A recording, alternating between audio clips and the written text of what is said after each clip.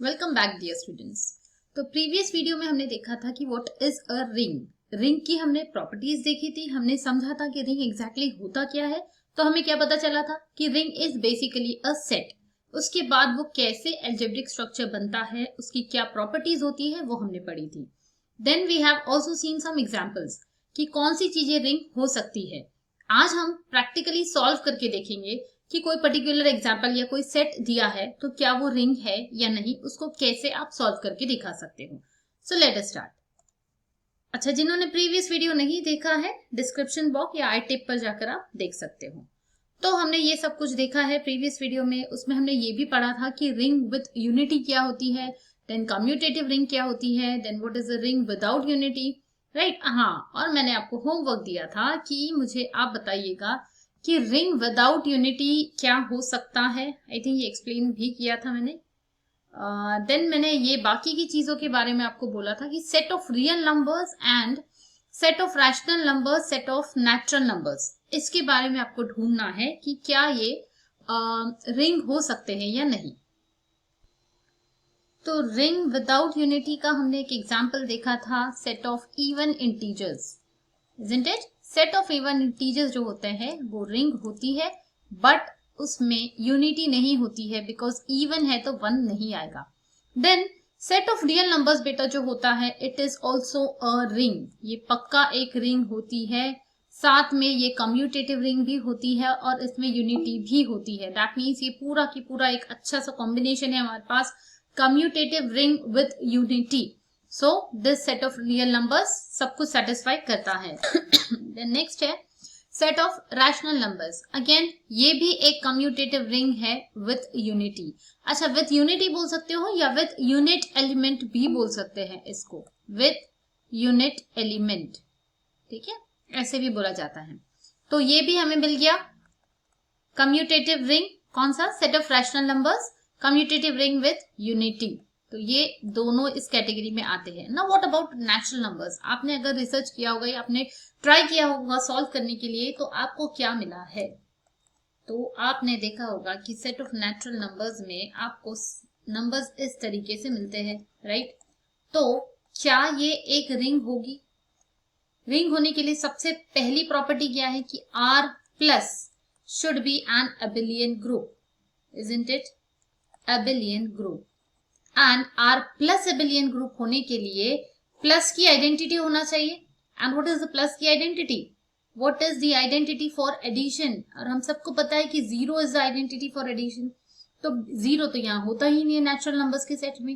That means this is not a ring. हमने पहले देखा है कि ये ग्रुप भी नहीं होता, एबिलियन ग्रुप भी नहीं होता, हमने देखा था। तो ये रिंग हो ही नहीं सकता। तो set of natural numbers is not a ring. Okay, आगे बढ़ते हैं, एग्जाम्पल सॉल्व करते हैं। यस, इस टाइप के एग्जाम्पल आपको एग्जाम में आ सकते हैं। लाइक क्वेश्चन आएगा, शो दैट, एस टी मतलब यहाँ पर है, show that the ring R of integers mod 7 under addition and multiplication mod 7 is a commutative ring with unity. अब इसका मतलब क्या है? Integer mod 7, multiplication mod 7। तो अभी तो मैं डिटेल में नहीं एक्सप्लेन करूंगी, उसके ऊपर सेपरेट वीडियोस बनाए गए हैं कि मॉड्यूलो क्या होता है, तो आप वो चेकआउट कर सकते हो।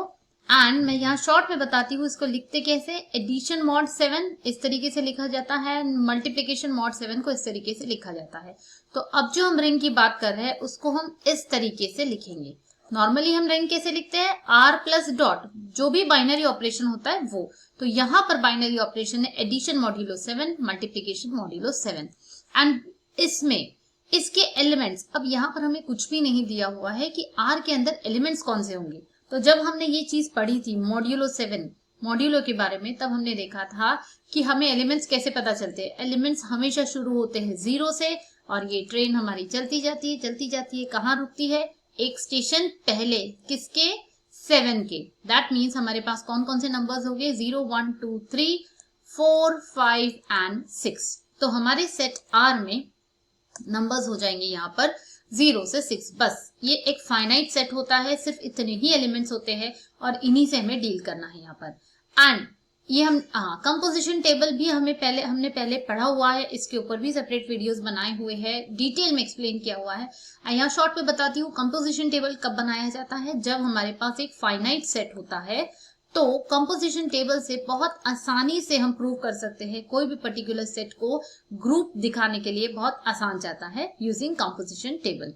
ठीक है, तो अगर मैं शॉर्ट में बोलूं कि व्हाट इज एडिशन मॉड्यूलो 7, तो अगर दो नंबर्स लेते हैं 3 और 4 और इनके बीच में ये अगर एडिशन मॉड्यूलो 7 लगता है तो करते क्या है हम एक्चुअल में, क्योंकि प्लस है तो दोनों को प्लस करते हैं, तो 3 + 4 उसको जो भी आंसर आता है इसको डिवाइड करते हैं 7 से, क्योंकि यहाँ पर 7 है, एंड इसका जो भी रिमाइंडर होता है वो हमारा आंसर होता है। That means in this case the answer will B 7 को 7 से जब आप डिवाइड करोगे आप 1 नहीं बोलोगे, यहाँ पर बच्चे गलती करते हैं 7 1 7 और आप ये वाला 1 लिख देते हो, but we are not interested in quotient. अभी तक बचपन से हम यही पढ़ते आ रहे हैं कि जब भी आंसर लिखना होता है तो यहाँ जो आता है वो हमारा आंसर होता है, इसीलिए बच्चों को हैबिट हो जाती है, आप लोगों को आप ये लिख देते हो इमीडिएटली, बट यहाँ पर हमें इंटरेस्ट किस में है, रिमाइंडर में, तो आंसर आएगा 0। तो ये जो चीजें हैं ये डिटेल में एक सेपरेट वीडियो में एक्सप्लेन की हुई है। अब हम डायरेक्टली आते हैं कॉम्पोजिशन टेबल में। तो कॉम्पोजिशन टेबल क्यों बना रहे हैं, बिकॉज ये फाइनाइट सेट है और फाइनाइट सेट को हमें यहाँ पर क्या दिखाना है, show that this is a ring, and ring दिखाने के लिए पहले हमें R+3 कौन सी चीजें दिखानी होती है, रिंग दिखाना है, मतलब 3 चीजें दिखानी है। फर्स्ट प्रॉपर्टी R+ एबिलियन, दूसरी प्रॉपर्टी R. सेमी ग्रुप मतलब सिर्फ CA, एबिलियन मतलब CAIIC। ठीक है, ये सब शॉर्टकट्स आपको पता होनी चाहिए। एंड लास्ट है dot is distributive over addition, ये हमें दिखाना है। ठीक है, आगे बढ़ते हैं, कॉम्पोजिशन टेबल बनाते हैं। सबसे पहले जब आपको पता चल गए हैं कि एलिमेंट्स कौन कौन से हैं, तो इन एलिमेंट से हम कॉम्पोजिशन टेबल बनाएंगे। अब यहाँ पर 2 कॉम्पोजिशन टेबल बनेंगे। जब हम ग्रुप पढ़ते थे एक ही कॉम्पोजिशन टेबल बनता था, क्योंकि एक ही बाइनरी ऑपरेशन था। यहाँ 2 बाइनरी ऑपरेशन है तो 2 बनेंगे। इस प्रकार से आप टेबल बनाओगे। दिस इज 1 टेबल, एक होगा एडिशन मॉड्यूलो 7 के लिए, दूसरा होगा मल्टीप्लीकेशन मॉड्यूलो 7 के लिए। इसकी एंट्रीज कैसे फिलअप करनी है, जैसे मैंने अभी आपको बताया है, एडिशन मॉड्यूलो 7 का लिटरल मीनिंग क्या होता है, ऐड करने के बाद जो रिमाइंडर आता है वो लिखना है आपको, ऐड एंड डिवाइड करने के बाद। तो पहले तो 0 की बात जब आती है तो 0 + 0 विल गिव यू 0, और जब तक नंबर 7 से छोटा है तो रिमाइंडर वो खुद ही होता है। तो पहली तो जो रो रहेगी आपकी वो एज इट इज होगी 0 से 6 तक। देन नेक्स्ट विल बी 0 + 1 करोगे आप। अगेन ये छोटे नंबर्स है जब तक तो चलेगा काम हमारा। 2 यहाँ आएगा, 3 यहाँ आएगा, 4 5, 1 + 5 विल गिव यू 6, 7 से छोटा है तो वही आएगा। अब यहाँ देखो ये 1 और ये 6, ये 1 और ये 6 को जब आप ऐड करोगे, मतलब इनके बीच में जब लगेगा एडिशन मॉड्यूलो 7 वाला ऑपरेशन, तो क्या मिलेगा आपको 7, and 7 divided by 7 will give you what, 0। 1 मत बोलना, इट विल गिव यू 0। तो यहाँ पर आएगा 0। यहाँ आपको 7 नहीं लिखना है, ना ही 1 लिखना है, आपको लिखना है 0, बिकॉज हम कौन सा बाइनरी ऑपरेशन यूज कर रहे हैं, एडिशन मॉड्यूलो 7। ठीक है, बिल्कुल इसी तरीके से आप बाकी सारे फिलअप करोगे। मल्टीप्लीकेशन के लिए भी सेम कंसेप्ट लगता है।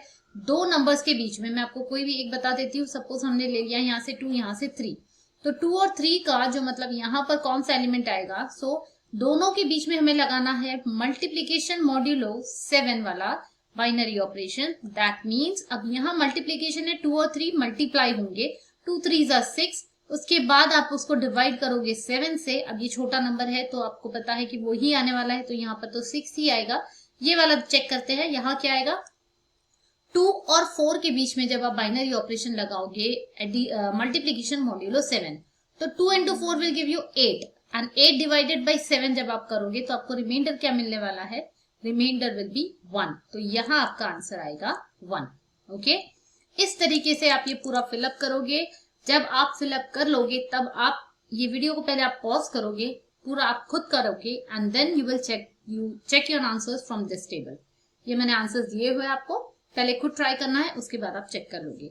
So this is how your table will look like. अब हम आपको ये भी पता है, हमने ग्रुप में देखा हुआ है कि कॉम्पोजिशन टेबल से हम कैसे देखते हैं कि कौन सी प्रॉपर्टी सॉल्व होती है। तो एसोसिएटिविटी एक ऐसी प्रॉपर्टी है जो हमें नहीं पता चलती है टेबल से, बाकी सारी चीजें हम देख सकते हैं। तो first property is closure property. कैसे देखते हैं, अगर इसके अंदर के सारे एलिमेंट्स सेट के ही है, दैट मीन्स दिख रहा है 0 से 6 तक ही है, तो सारे एलिमेंट्स आपको जो मिले हैं सेट के अंदर के हैं। कौन से सेट के, जो आर की बात हो रही है यहाँ से 0 से 6 तक, तो क्लोजर प्रॉपर्टी सेटिस्फाई हो गई। टेबल देख के समझ में आया। देन आइडेंटिटी है क्या, हम चेक करते हैं। कैसे देखते हैं, अगर कोई आइडेंटिकल रो है टॉप रो से, जैसे ये वाला रो है, तो हम इसको एक्सटेंड करते हैं और जो भी एलिमेंट यहाँ पर होता है वो आइडेंटिटी होता है। तो आइडेंटिटी भी मिल गई हमें, ये भी प्रॉपर्टी सेटिस्फाई हो गई। देन हम क्या करते हैं, हम ढूंढते हैं what is the inverses. Inverses ढूंढने के लिए हम सारे आइडेंटिटीज को हाईलाइट करते हैं। हर एक रो में हमने हाईलाइट किया आइडेंटिटी को, एंड ये आइडेंटिटी जिससे मिली है वो एक दूसरे के इनवर्स हो जाते हैं। मतलब यहाँ पर ये आइडेंटिटी कैसे मिली, 1 और 6 का बाइनरी ऑपरेशन का एडिशन मॉड्यूलो 7 करने से, दैट मीन्स 1 और 6 एक दूसरे के इनवर्सेस हो गए, इनवर्स।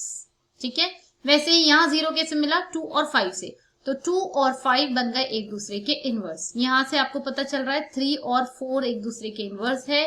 यहाँ से क्या पता चला, 4 और 3, ऑब्वियसली अब वही चीज उल्टी चलने वाली है। यहाँ से 5 और 2 जो पहले ही मिल चुका है, एंड अगेन 6 एंड 1, तो ये चीजें हमें पता चल गई कि ये इनवर्सेस है। एंड व्हाट अबाउट कम्यूटेटिविटी, वो कैसे पता चलती है हमें, हम ये जो डायगोनल एलिमेंट्स होते हैं इनको देखते हैं, इनके आजू बाजू में क्या ये सिमेट्रिक दिख रहा है। ये जो पूरा कंपोजिशन टेबल क्या ये सिमेट्रिक है, मतलब यहाँ 1 है तो यहाँ भी 1 है, यहाँ पर इसके आजू बाजू में 2 2, yes, then 3 3, so you can see ये पूरा सिमेट्रिक नंबर है टेबल, एंड देयरफॉर कम्यूटेटिविटी भी सेटिस्फाई हुई है। यहाँ पर मैंने शॉर्ट में बताया है बिकॉज ऑलरेडी हमने इसके ऊपर बहुत डिटेल में पढ़ा हुआ है, composition table, then addition modulo, multiplication modulo. अब हम रिंग्स पढ़ रहे हैं तो हमें रिंग पे ज्यादा कॉन्सेंट्रेशन करना है। तो ये हो गया, एबिलियन ग्रुप मिल गया हमें। देन यहाँ क्या चेक करोगे आप इस टेबल में, यहाँ से हमें क्या पता चला, इस टेबल में सारी प्रॉपर्टी सेटिस्फाई हो गई, मतलब हमें पता चल गया R plus is an abelian group. अब ये टेबल में हमें सिर्फ 2 ही चीजें चेक करनी है, क्लोजर एंड एसोसिएटिविटी। तो क्लोजर तो दिख ही रहा है, सारे एलिमेंट्स यहाँ पर सेट के ही है, एंड एसोसिएटिविटी बिकॉज ये सारे रियल नंबर्स है, आप बोल सकते हो कि इसमें एसोसिएटिविटी सेटिस्फाई होती है, directly you can say this. And the last thing is you have to check whether it is associate, नहीं, डिस्ट्रीब्यूटिव लॉ चेक करना है। मतलब कोई भी 3 नंबर्स ले लो, सपोज 3 4 एंड 5, और इसके लिए आप एक चेक करके बता सकते हो कि 3.4 + 5, मतलब यहाँ पर किस चीज की बात हो रही है, मल्टीप्लीकेशन मॉड्यूलो 7, एडिशन मॉड्यूलो 7, क्या इसकी वैल्यू ये आ रही है। अगर ये वैल्यू सेम है दैट मीन्स हमारा ये प्रॉपर्टी भी सेटिस्फाई होती है। So this will B dot, यहाँ पर डॉट आएगा, यहाँ एडिशन आएगा, एंड यहाँ पर डॉट आएगा। You will check this will be your homework, क्या वैल्यूज आ रही है। तो ये वैल्यू तो आपको इस टेबल से मिलेगी, एंड प्लस वाली जो वैल्यू है वो आपको इस टेबल में ढूंढनी होगी। मैं एक आपको करके बताती हूँ, 3.4, तो 3.4 मतलब ये 3 है, ये 4 है, 3.4 की वैल्यू आएगी 5, तो यहाँ से 5 मिल गया, एडिशन मॉड्यूलो 7, 3.5 आपको मिला है 1, एंड 5 + 1 मतलब आपको यहाँ ढूंढना है इस टेबल में, यहाँ पर 5, यहाँ 1, तो आंसर विल बी 6। ओके, तो this is how you will search for it, and आप चेक करोगे आंसर सही सेम आता है या नहीं। You will also find this value. Then next हम देखेंगे, yes, this is one homework, आप इसको ट्राई कर सकते हो बिल्कुल एग्जैक्टली जो प्रीवियस एग्जांपल बताया है उसी तरीके से। ये मल्टीप्लिकेशन मॉड्यूलो 6 है, वहां पे मल्टीप्लिकेशन मॉड्यूलो 7 था। ये होमवर्क है, आप खुद ट्राई करोगे।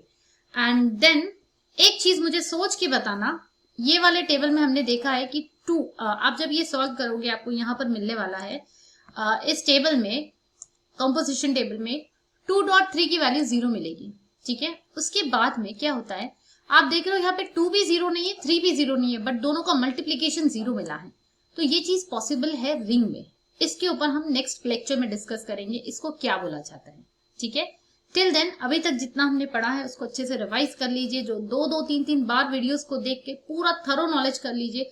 जब तक ये नॉलेज आपका थरो नहीं होगा, आपको आगे की वीडियोस, आगे की एग्जांपल्स एंड कंसेप्ट समझने में डिफिकल्टी जाएगी। सो मिलते हैं नेक्स्ट वीडियो में, टिल देन कीप स्टडिंग।